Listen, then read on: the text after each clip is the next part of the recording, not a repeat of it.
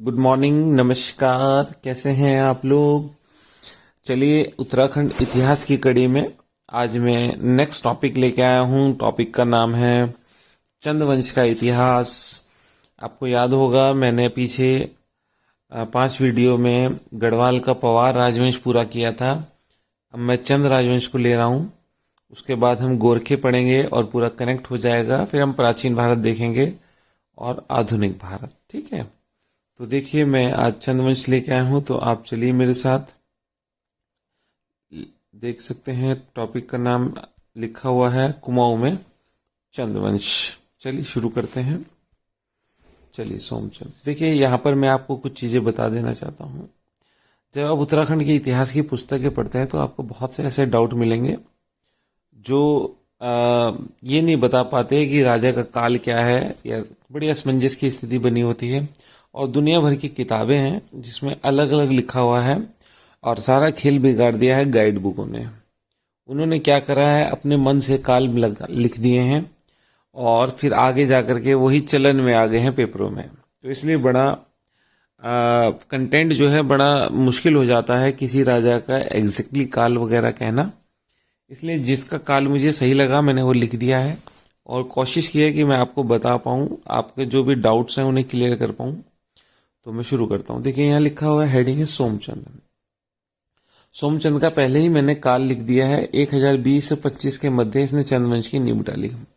कई किताबों में 7वीं 8वीं शताब्दी लिखा हुआ है। तो लेकिन मैंने देखा कि कुछ ऐसे क्वेश्चंस हैं जिन्हें हम नेग्लेक्ट नहीं कर सकते। कुछ ऐसी बातें हैं जैसे कि सोमचंद जब हमारे यहाँ पे आया तो सोमचंद ने ब्रह्मदेव की लड़की से शादी की। अगर हम ब्रह्मदेव की लड़की से सोमचंद का वैवाहिक रिश्ता नहीं मानेंगे तो इतिहास यहाँ लेखन बड़ा मुश्किल हो जाता है, और अगर मानते हैं तब भी बड़ा मुश्किल हो जाता है।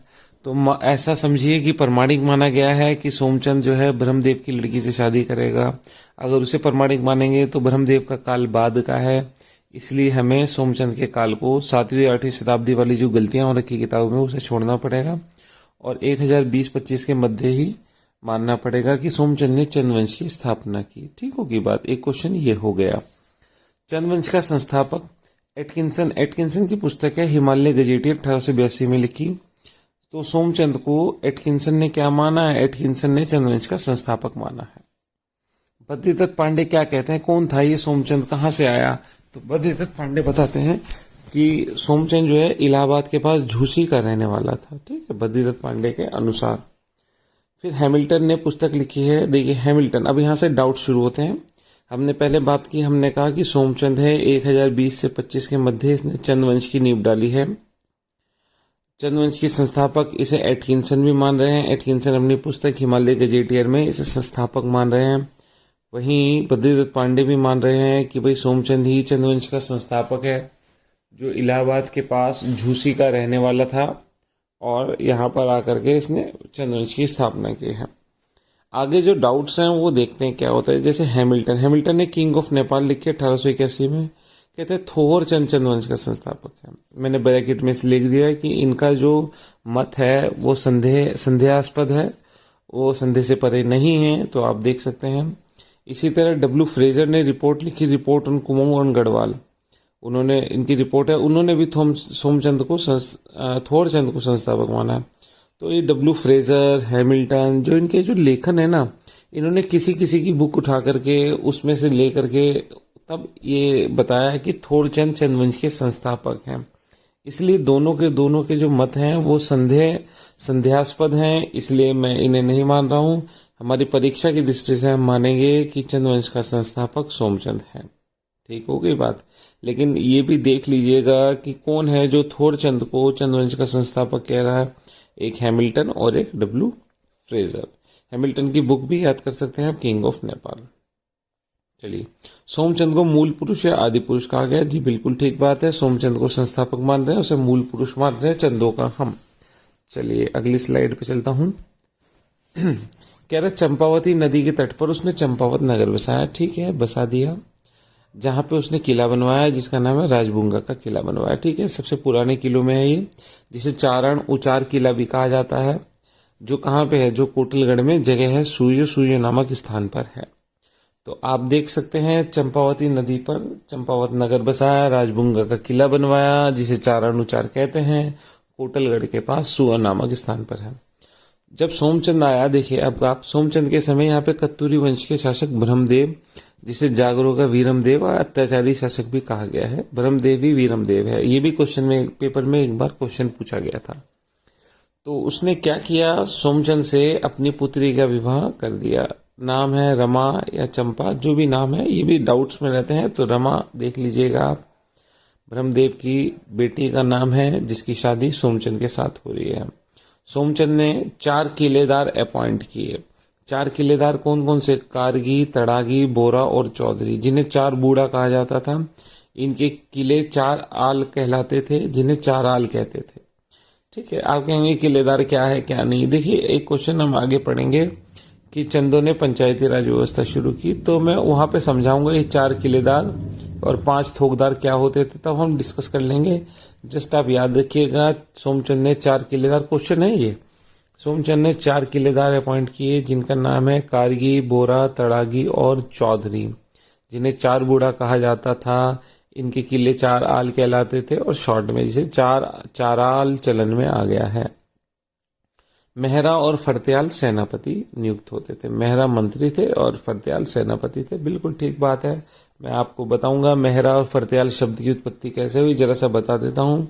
देखिए कहते हैं मेहरा और फरत्याल कहाँ से क्यों आए, यहाँ पे कैसे नाम पड़ा ये, तो आप जान लीजिए, कहानी है। आप पढ़ेंगे, एक शब्द पढ़ेंगे फटकशिला।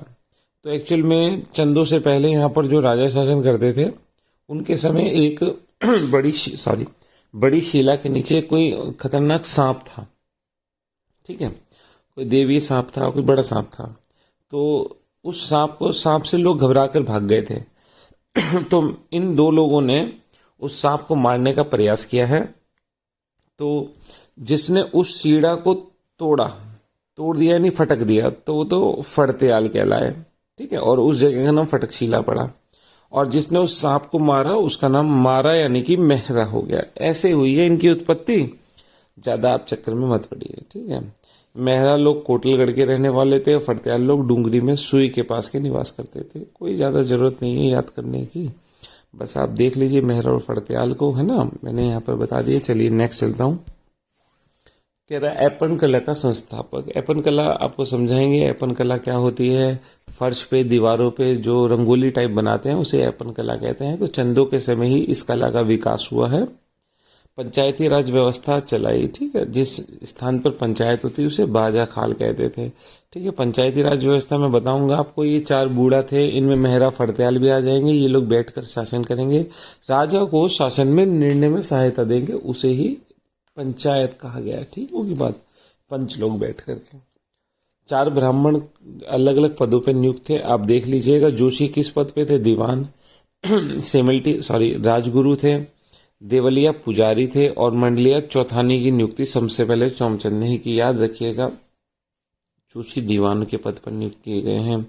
सेमल्टी राजगुरु थे इनके, देवलिया पुजारी थे और मंडलिया चौथानी की नियुक्ति सोमचंद ने की।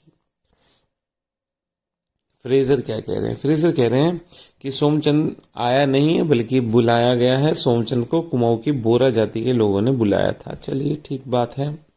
सेनापति सोमचंद का सेनापति कालू तड़ागी है। सोमचंद शिव का उपासक था, बिल्कुल ठीक बात है।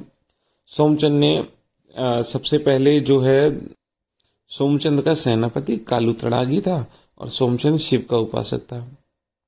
अब पूछे आपसे, सोमचंद ने जब गद्दी पर बैठा तो सबसे पहले किसे पराजित किया, तो सोमचंद ने सर्वप्रथम द्रोणकोट के रावत राजा को पराजित किया था। ठीक है, लिखी हुई ये लाइन सब किताबों में, तो इसे उठा लेते हैं। सोमचंद डोटी नरेश के अधीन था। डोटी नेपाल के राजाओं को डोटी कहते थे, पिथौरागढ़ से लगता हुआ इलाका था। ठीक होगी, तो उस समय जयदेव मल था। सोमचंद अभी पूर्ण स्वतंत्र नहीं था और डोटी राजाओं को कर देता था, याद रखिएगा। ठीक होगी बात। जयदेव मल है उसका समकालीन। नेक्स्ट चलता हूं मैं। आत्मचंद। सोमचंद के बाद जो नेक्स्ट शासक बैठा आत्मचंद है, उसके बाद पूर्णचंद है। कोई ऐसा याद करने की जरूरत नहीं है, इनका कुछ है नहीं, आप बस ये देखिएगा सोमचंद, आत्मचंद और पूर्णचंद। मैं इसलिए लगा रहा हूं, कभी पेपर वाला ऐसा करता है कि इन राजाओं को क्रम लगा दीजिए, तो थोड़ा सा आपको सुरक्षित वे में पढ़ाई करनी चाहिए। तो इसके लिए हम देख लेंगे, आप इसे SAP लिख दिया शुरू के 3 शासक, उसके बाद आएगा इंद्रचंद, ठीक है, तो SAPI हो जाएगा। चौथा शासक इंद्रचंद आएगा। इंद्रचंद को तो अभी पढ़ेंगे हम नेक्स्ट स्लाइड में। तो आप देख लीजिए सोमचंद, आत्मचंद और पूर्णचंद, ये क्रम देख लीजिएगा जरा सा, तो ठीक रहता है। नेक्स्ट चल रहा हूं, इंद्रचंद। देखिए काल में डाउट होगा, इसलिए मैंने कालों को यहाँ पर लिखा नहीं है। और आने का मिनी पेपर में जब अलग अलग किताबों में एक ही विषय पर अलग अलग मत दिए होते हैं तो वो क्वेश्चन डाउट में चले जाते हैं, कभी परीक्षा की दृष्टि से प्रमाणिक नहीं माने जाते। इंद्रचंद, इसने राज्य में सूती वस्त्र और रेशम का उत्पादन का कार्य शुरू करवाया। बिल्कुल ठीक बात है, चीन से रेशम मंगवाया, ये पेपर में आ भी चुका है। इसने पटरंग वाली प्रथा चलाई। पटरंग वाली प्रथा मतलब जो बढ़िया रेशम उत्पादन के लिए झूठी अफवाहें फैलाते थे उसे कहते थे पटरंग वाली। झूठी अफवाह फैलाने की प्रथा चलाई है इसने, ठीक है। चलिए, इंद्रचंद घमंडी था, अपने को इंद्र के समान बताता था, ठीक हो गई बात। तो आप ये पेपर में क्वेश्चन आया हुआ है ग्रुप सी में कि किसने रेशम उत्पादन अपने यहाँ शुरू करवाया, तो आप याद रखिएगा इंद्रचंद ने शुरू करवाया। मैंने 4 राजाओं की बात कर ली है। SAPI मैंने आपको बोला कि ऐसे आप याद कर सकते हैं। S से आपका सोमचंद होता है, A से आपका आत्मचंद होता है, P से आपका पूर्णचंद होता है और I से आपका इंद्रचंद होता है। चलिए नेक्स्ट चलता हूं, वीणाचंद, ठीक है। वीणाचंद एक विलासी राजा था। चलिए, खसों द्वारा पराजित हुआ। देखिए इसके समय खस जो है उत्तराखंड पर कब्जा कर लेंगे, याद रखिएगा। खसों का भी पेपर में खसों का क्वेश्चन ऐसे आया, किसने यहाँ पर शासन नहीं किया? खस, नाग है ना, कौन सी जाति ने? तो देख लीजिए, आप देख पा रहे हैं खसों ने उत्तराखंड पर वीणाचंद के समय आक्रमण किया है और लगभग 200 सालों तक चंद जो है खसों के अधीन रहेंगे। खस यहाँ पर अधिकार कर लेंगे, ठीक हो गई बात। चलिए नेक्स्ट चल रहा हूं मैं, वीरचंद। चलिए वैसे ही आगे दोनों के दोनों वीणाचंद, याद रखिएगा पहले वीणा है फिर वीर है। इसने खसों को पराजित करके, अब ये वीर था ना, तो वीर खसों से खाली करा रहा है। वीणा के समय ही खसों ने यहाँ पर अधिकार कर लिया था। इसके समय खसों का समाप्त हो जाता तो अंतिम राजा सोपाल था और सब चला समाप्त हो गया। खसों से उत्तराखंड को या चंदों को मुक्त कराने वाला कौन है? तो आप कहेंगे वीरचंद है, लिखा हुआ है नीचे आप देख सकते हैं। अब वीरचंद का सेनापति सोनखड़ आया था, ठीक है। 2 सेनापति आ गए, पीछे एक सोमचंद का भी आया था। सोमचंद का सेनापति कौन था? कालू तड़ागी था शायद, देख लेते हैं। देखिए लिखा हुआ कालू तड़ागी था। अब देखिए वहां सोमचंद का सेनापति से नहीं है, ठीक है ना, कालू तड़ागी है, याद रखिए, कहीं मिक्स कर दें आप। यहाँ पर हम वीरचंद का सेनापति देख रहे हैं, यहाँ से है, सोनखड़ आया था। चलिए, अब यहाँ पर जो डाउट्स थे मैं आपको बताता हूँ। एक गोपेश्वर त्रिशूल लेख है, ठीक है। ये क्या बताता है? कहता है वीरचंद की मृत्यु 1206 में हुई थी। चलिए ठीक बात है। इसके समय में ही 1191 में अशोकचल का अधिपत्य था। अशोकचल कौन है? अशोकचल विराट कुल का था और दुलू का निवासी था, नेपाल का, है ना। इसके आक्रमण के समय वीरचंद, यहाँ पर वीरचंद शासन कर रहा था। देखिए मैं आपको बताता हूँ, आप इसे ऐसे पढ़िएगा कि भाई जब वीरचंद शासन कर रहा था तो उसका जो सामंत है उसका नाम है पुरुषोत्तम सिंह। पुरुषोत्तम सिंह ने विद्रोह कर दिया था वीरचंद के खिलाफ। तो वीरचंद ने अशोकचल से सहायता ली और दोनों ने मिलकर के पुरुषोत्तम सिंह के विद्रोह को दबाया है। याद रखिएगा, आपका क्वेश्चन तैयार हो गया। यहाँ से हमें एक बात और पता लगती है कि अशोकचल जब आया तो यहाँ पर चंदों का राजा कौन था? तो आप कहेंगे वीरचंद के समय ही था। वीरचंद ने अशोकचल की सहायता से अपने सामंत पुरुषोत्तम सिंह के विद्रोह को दबाया था। इसकी जानकारी हमें गोपेश्वर त्रिशूल लेख से मिलती है। गोपेश्वर त्रिशूल लेख में बताया गया है वीरचंद की मृत्यु 1206 में हुई। वीरचंद का सेनापति सोनखड़ आया था। वीरचंद ने ही उत्तराखंड को खसों से मुक्त कराया है। मैं समझता हूं आपको ठीक हो गया होगा। चलिए नेक्स्ट चलता हूं, रूपचंद। चलिए देखिए, इसको लेकर के बड़ा किताबों में बड़ा डाउट है, मैंने फिर भी रूपचंद को लिख दिया है। रूपचंद जो है इसने किताब लिखी है जिसका सैनिक शास्त्र में पक्षी आखेट पर, पक्षी शिकार और पक्षी कला पर लिखा हुआ है इसमें। तो आप इतना ही उठाएंगे। अगर परीक्षा में रूपचंद ना हो तो आप रुद्रचंद को ही पुस्तक मानेंगे, सैनिक शास्त्र को। ठीक हो गई बात, मैंने बताया है। लेकिन रूपचंद को मैंने कई जगह पढ़ लिया, इसलिए मैंने उठा करके फैक्ट की फॉर्म में इसे रख दिया है, यहाँ पर आपके काम आ जाएगा। फिर नानकी चंद, देखिए अभी हमने पढ़ा कि वीरचंद के समय अशोक चल का हुआ, तो नानकी चंद के समय अशोक चल का आक्रमण को हमें इसे प्रमाणिक नहीं मानेंगे, इसलिए मैं काट रहा हूँ।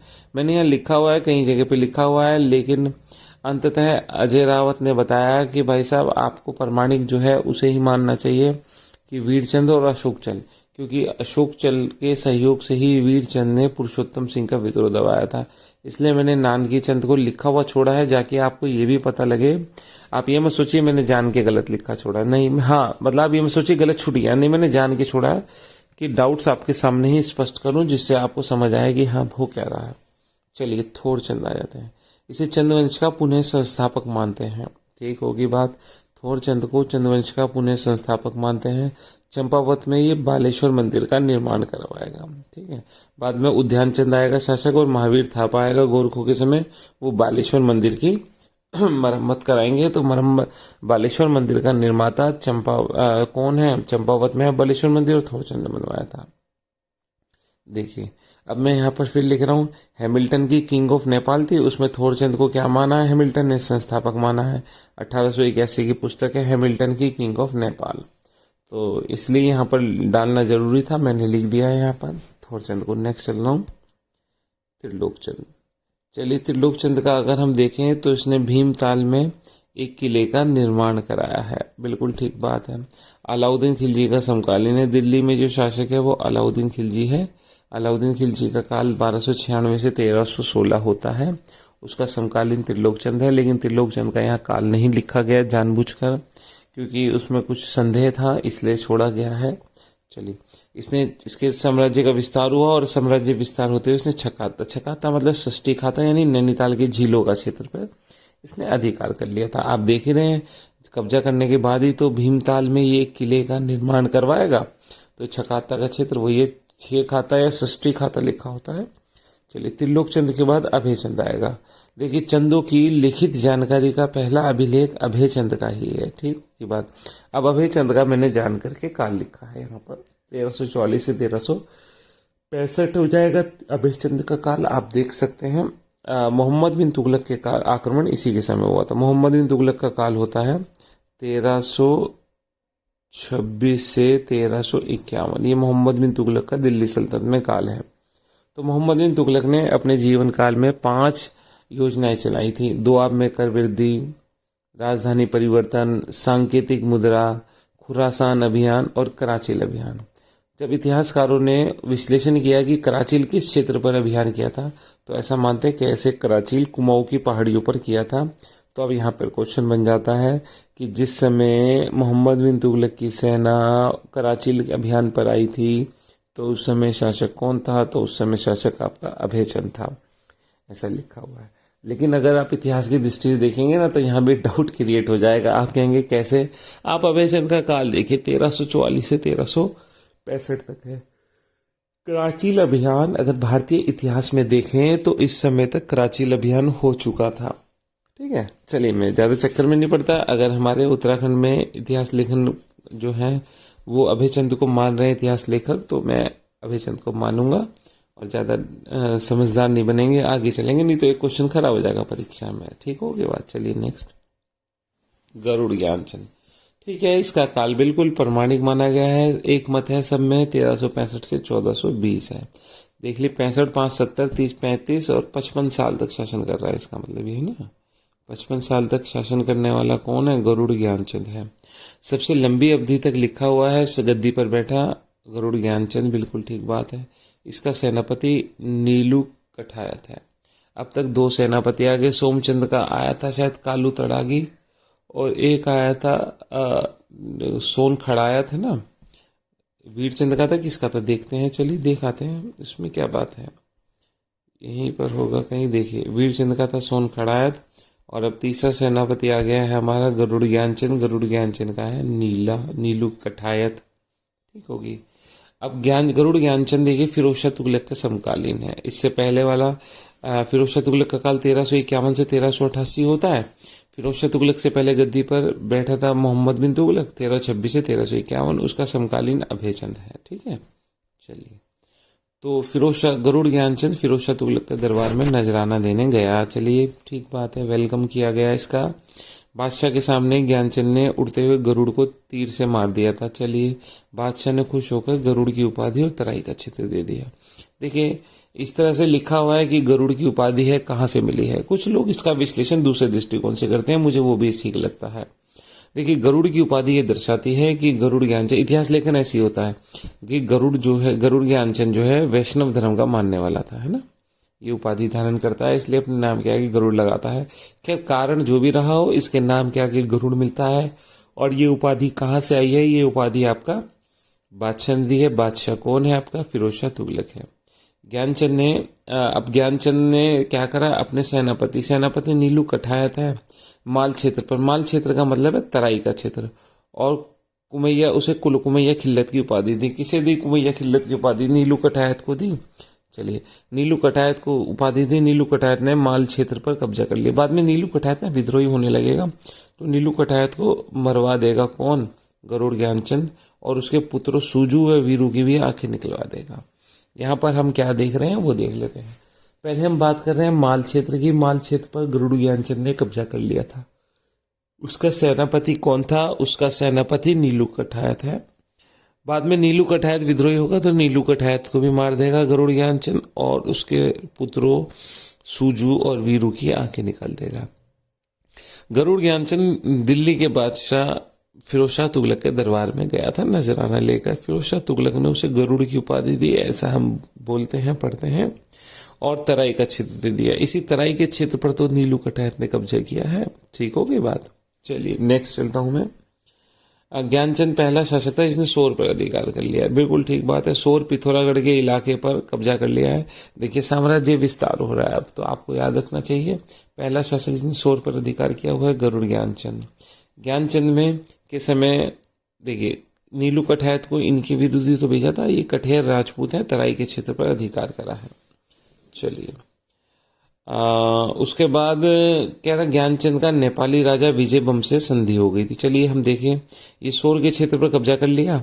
अब सोर का क्षेत्र तो नेपाली राजाओं के अधिकार में ही आता था, वो लोग इस पर आक्रमण करते रहते थे, कब्जे में थे। अब देखिए यह कूटनीतिकता कहेंगे आपकी। गरुड़ ज्ञानचंद ने सोर के क्षेत्र पर अधिकार भी किया और नेपाल के राजा विजयबम से संधि भी कर ली। चलिए युद्ध भी टल गया और आपका सोर का क्षेत्र भी मिल गया है। ठीक होगी बात। मझेड़ा तामपत्र में इसी को ही क्या कहा गया? मझेड़ा शायद अल्मोड़ा में है क्षेत्र। श्री राजा विजय ब्रह्मा कहा गया है किसे? गरुड़ ज्ञानचंद को। इसने देखिए गोलू का चित्तई मंदिर का निर्माण अल्मोड़ा में इसने कराया था। ठीक बात है। कहाँ पे करवाया इसने, आपको वो देखना चाहिए। देखिए गोरिया देवता ने अपना आश्रम जहाँ बनाया था उसे गोरिल चोड़ कहते हैं, वहीं पर ज्ञानचंद मंदिर बनवाएगा। ठीक हो, गोरिया देवता ने। अब गोरिल चोड़ का मूल स्थान कौन सा? मूल स्थान चंपावत है, ये आपके पेपर में आ चुका। लेकिन ये मंदिर कहाँ बन रहा है? ये मंदिर आपका अल्मोड़ा में बन रहा है, चित्तई का गोलू मंदिर। और कौन बनवा रहा है आपको? आपका गरुड़ ज्ञानचंद बनवा रहा है। ये क्वेश्चन आया था पेपर में कि गोरिल देवता का मूल स्थान कहाँ पे? चंपावत में है। ठीक होगी बात। तो दोनों क्वेश्चन हो गए पूरे। फिर हमने बात की नेपाल के राजा से संबंध। विजयबम है और कठेर राजपूत है, इसने तराई पर भी अधिकार कर लिया। तो मतलब एक योग्य शासक है, तराई पर भी अधिकार किया, कठेर चुप हो गए। और इसने सोर पर भी अधिकार किया, नेपाली राजाओं को भी शांत कर दिया। ठीक होगी बात। चलिए नेक्स्ट चलता हूँ। उद्यानचंद। देखिए अब गरुड़ ज्ञानचंद गरुड़ ज्ञानचंद यानी के द्वारा, यानी इसके पिता के द्वारा जो अत्याचार किए गए थे, उन अत्याचारों के प्रायश्चित हेतु इसने मंदिर बनवाया। मंदिर का नाम है बालेश्वर मंदिर। ठीक बात है। निर्माता देखिए मरम्मत करवा रहा है उसकी। निर्माता कौन था इसका? थोरचंद निर्माता था बालेश्वर मंदिर का। ये उसकी मरम्मत करवा रहा है और जनता को कर से मुक्त कर दिया। तो आप यहाँ पर देख लेते हैं। ठीक है, एक बार देख लीजिए जरा सा, फिर मैं आगे चलता हूँ। गरुड़ ज्ञानचंद 1365 से 1420 था, आपने देखा। गरुड़ ज्ञानचंद के बाद हम बात कर रहे हैं उद्यानचंद। उद्यानचंद कह रहा है जनता पर इसने अत्याचार किए थे तो इसका प्रायश्चित कर रहा है उद्यानचंद। अपने पिता के प्रायश्चित के लिए इसने क्या करा? एक मंदिर की मरम्मत कराई। मंदिर का नाम है बालेश्वर मंदिर। ठीक है, बालेश्वर मंदिर का वास्तुकार जगन्नाथ मिस्त्री था। चंपावत में बालेश्वर मंदिर है। निर्माता थोरचंद था और मरम्मत करा था उद्यानचंद है। ठीक है, जनता को कर मुक्त किया। पीछे अगर कहे तो मैं आपको बताऊं, पीछे हमने पढ़ा भी था जब बालेश्वर मंदिर आया था, हम कहेंगे कि उद्यानचंद मरम्मत कराएगा और महावीर थापा मरम्मत कराएगा। दिखाऊं कहो तो आप देखिए, आपको क्लियर भी हो जाएगी बात, है ना। देखिए ये लिखा हुआ, थोरचंद के समय बालेश्वर मंदिर का निर्माण हुआ, मरम्मत कराई थी महावीर थापा ने। ठीक है, देख सकते हैं महावीर, अब मैं साफ कर देता हूँ, ये लिखा हुआ महावीर थापा ने और उद्यानचंद ने मरम्मत कराई। उसी मंदिर की बात कर रहे हैं हम। जब हम उद्यानचंद पढ़ते हैं तो हम उसी मरम्मत की बात करते हैं। उद्यानचंद बालेश्वर मंदिर की मरम्मत करवा रहा है, जिसका निर्माता थोरचंद था। आगे महावीर थापा भी इसकी मरम्मत कराएगा। चलें आगे, चलिए। तो हम उद्यानचंद पढ़ रहे हैं, उद्यानचंद का हमने पढ़ लिया। उद्यानचंद किसका लड़का है? गरुड़ ज्ञानचंद का लड़का है। नेक्स्ट क्वेश्चन पे आता हूं, विक्रमचंद। देखिए, विक्रमचंद प्रारंभ में जनहित के कार्य किए, बाद में भोगविलास में रहने लगा। ठीक बात है। इसके समय जनता ने फिर विद्रोह भी करा, किसके? सोनकड़ आयत के नेतृत्व में। ऐसे क्वेश्चन उठ जाते हैं कभी कभी। चलिए, कह रहा बालेश्वर मंदिर का तामपत्र मिलता है, इसका जो इसके समय में बालेश्वर मंदिर में एक तामपत्र लिखा गया है। ठीक बात है। उस इसके दरबारी लेखक का जिक्र आता है उसमें, जिसका नाम है गुंज शर्मा। तो हम बात कर रहे हैं विक्रमचंद की, अगर आप ध्यान दे रहे हो तो। विक्रमचंद की मैं बात कर रहा हूं यहाँ पे। विक्रमचंद विलासी हो गया था अपने जीवन के उत्तर काल में, है ना। सोन खड़ायत इसलिए विद्रोह भी कर देगा इसके समय में। और गुंज शर्मा कौन है? विक्रमचंद का एक दरबारी है, लेखक है। इसके समय के बालेश्वर ताम मंदिर का तामपत्र है, उसमें उसका जिक्र आता है। चलिए, इससे ज्यादा कुछ नहीं देख रहे हैं। विक्रमचंद के बाद नेक्स्ट चलते हैं, भारती चंद। अब ये इंपॉर्टेंट शासकों में 1437 से 1450 काल है भारती चंद का। इसके समय के वीर रस के गीत यानी पवाड़े प्रसिद्ध हैं भारती चंद के समय। चलिए ठीक है, क्यों प्रसिद्ध है? इसने 12 साल तक डोटी राज्य नेपाल को घेर लिया। ठीक है, अब देखिए आप, मैंने आपको कहा था पीछे, अगर जो हम बात करें, देखिए आप ध्यान से, कि गरुड़ ज्ञानचंद ने सोर क्षेत्र पर अधिकार कर लिया और नेपाल के राजा डोटी राजा से विजयभम से संधि कर ली। इसका मतलब पंगा नहीं हुआ। ठीक है, और उसका कुछ क्षेत्र जीता है। अब आगे चंदों की हिम्मत बढ़ गई है और भारती चंद के समय इन्होंने नेपाल को घेर लिया और जीत भी लिया नेपाल को। 12 साल तक नेपाल के साथ संघर्ष चला है। कौन था? डोटी का राजा। डोटी का राजा जयमल था। इसे पराजयमल कर दिया किसने? भारती चंद ने। ठीक बात है। इसे 12 वर्षीय युद्ध कहा जाता है, इसलिए इसे चंदों का वास्तविक संस्थापक भी कहते हैं। पहली बार डोटी राज्य से चंदों को स्वतंत्र कराने वाला भारती चंद है, जिसका काल है 1437 से 1450। ठीक बात है। 12 साल तक आक्रमण करा तो कोई एक ही राजा थोड़ी होगा। जयमल भी था, बाद में यक्षमल और नागमल भी थे, इसके समकालीन है वो। ठीक हो गई बात। तो आप देख सकते हैं, तो नेपाल से पवाड़े क्यों गाए जा रहे भारती चंद की? इसलिए तो गाए जा रहे, इसने डोटी राज्य से अपने आप को स्वतंत्र कराया, चंदों को स्वतंत्र कराया, वीरता दिखाई है, इसलिए पवाड़े गाए जा रहे हैं। और क्या बात है। चलिए, तो भारती चंद के दौरान जब ये संघर्ष हो रहा था, 12 साल तक संघर्ष है, तो इन्होंने क्या करा? इन्होंने वहां पे डोटी राज्य की महिलाओं के साथ संबंध, अवैध संबंध स्थापित किए। अवैध संबंध से संतान जो होगी वो कैसी होगी? अवैध होगी। तो इसी से हमारे यहाँ पे नायक जाति या कटक जाति को जन्म हुआ। कटक मतलब युद्ध के समय जो उत्पत्ति हुई है, नायक जाति कहा गया है। ठीक होगी बात।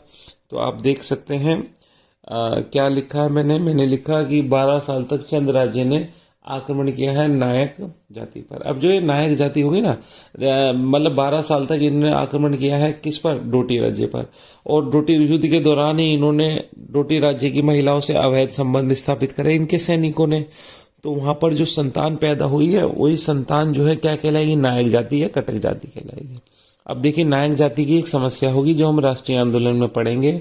नायक जाति के लोग अपनी कन्या से वेश्यावृत्ति करवाते थे और उसे आय का साधन समझते थे। ठीक है, तो ये जो कलंक होगा उत्तराखंड में ना, ये नायक जाति की ये जो ये कार्यकलाप था, ये कलंक माना जाएगा। गांधी जी भी इसका विरोध करेंगे। आर्य समाज बढ़ चढ़कर उत्तराखंड में इसके विरुद्ध आंदोलन करेगा।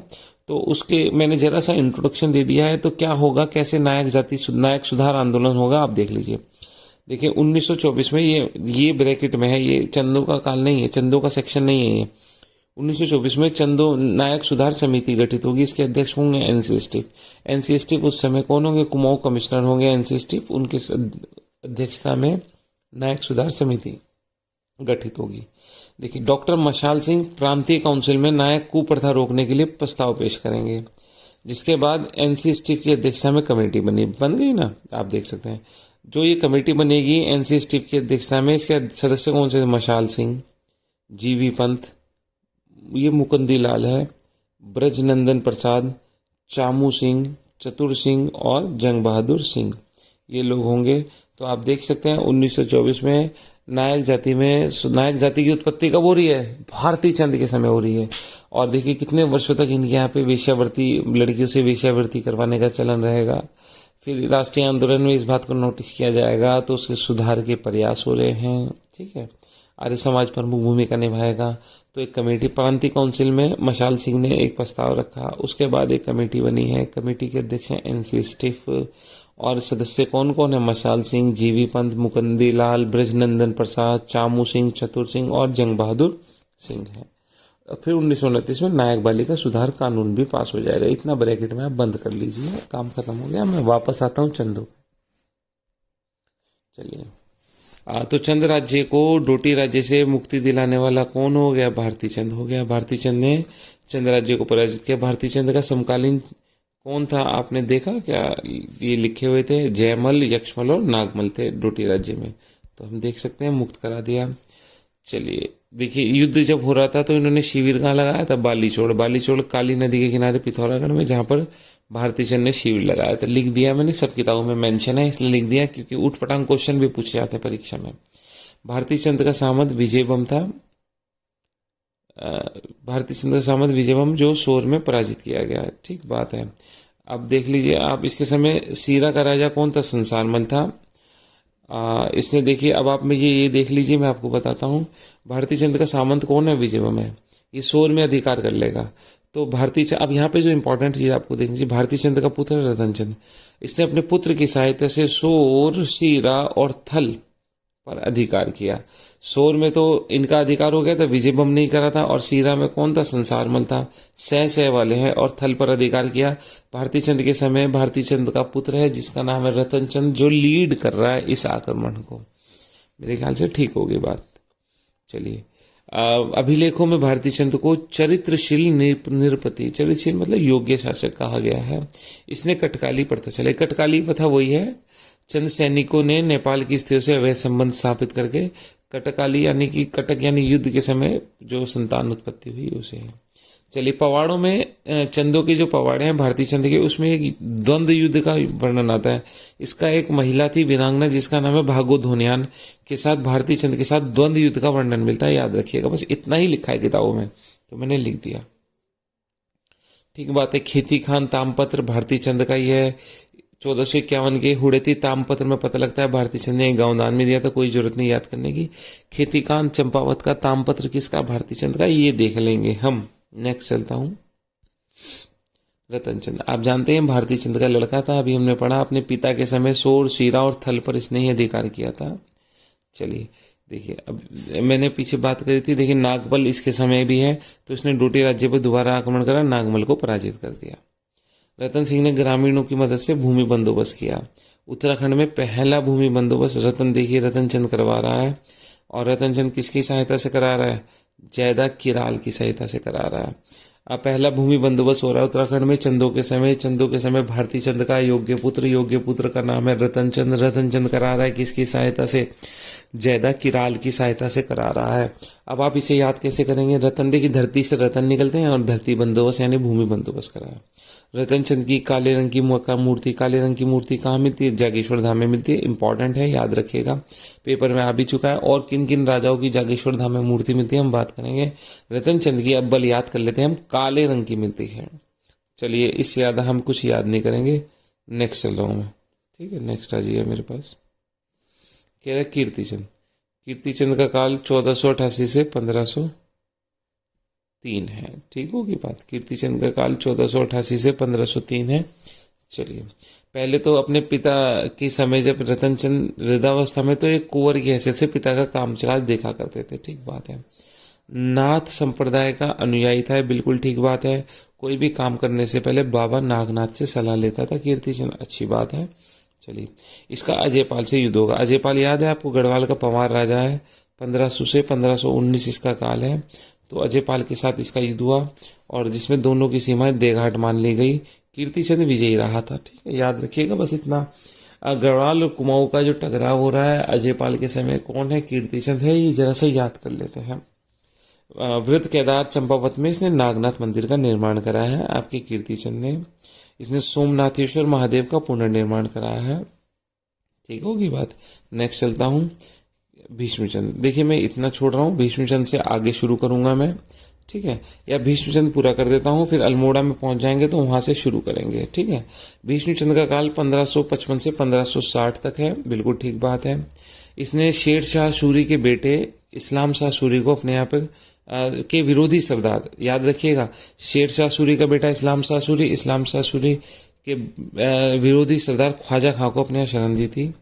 भीष्मचंद की हत्या कौन कर देगा? गजू बठिया इसकी हत्या कर देगा। ठीक है, ये चंपावत में शासन करने वाला अंतिम राजा है, क्योंकि इसके बाद चंपावत से राजधानी शिफ्ट हो जाएगी, अल्मोड़ा चली जाएगी। इसने आलमनगर की नींव रखी है, बिल्कुल ठीक बात है। आलमनगर ही आगे अल्मोड़ा बनेगा, हम आगे डिटेल में पढ़ेंगे। सबसे उम्र दराज शासक कौन है? सबसे उम्र दराज शासक आप देख सकते हैं भीष्मचंद है। हमने पढ़ा सबसे लंबा कार्यकाल गरुड़ ज्ञानचंद का पढ़ा, और सबसे अधिक बुजुर्ग शासक कौन है? भीष्मचंद है। इसकी कोई संतान नहीं थी, ठीक बात है। इसने उन्हें ताराचंद के पुत्र कल्याण चंद को गोद ले लिया और अपना उत्तराधिकारी बनाया है। ठीक होगी बात। चलिए, तो आप देख सकते हैं भीष्मचंद 1555 से 1560। मैं चंदों का पार्ट फर्स्ट पढ़ के जा रहा हूँ, पार्ट सेकंड में यहीं से आगे चलूंगा जब चंद यहाँ से चंपावत से अल्मोड़ा में अपनी राजधानी शिफ्ट कर लेंगे। ठीक है, तब तक आप पढ़ते रहिए, देखते रहिए, आराम से समझ आएगा। ठीक है, थैंक यू, ध्यान रखिएगा अपना, थैंक यू। और यार प्लीज़ लाइक शेयर सब्सक्राइब कर देना अगर आपको अच्छा लग रहा हो तो। ठीक है, आप देख रहे हैं मेरी इन तो वीडियो की फ्रीक्वेंसी कम होती जा रही है। ठीक है, आप ज़्यादा से ज़्यादा लाइक शेयर सब्सक्राइब करिए, मैं आपको अच्छा मटेरियल उपलब्ध करा पाऊंगा। ठीक है, थैंक यू।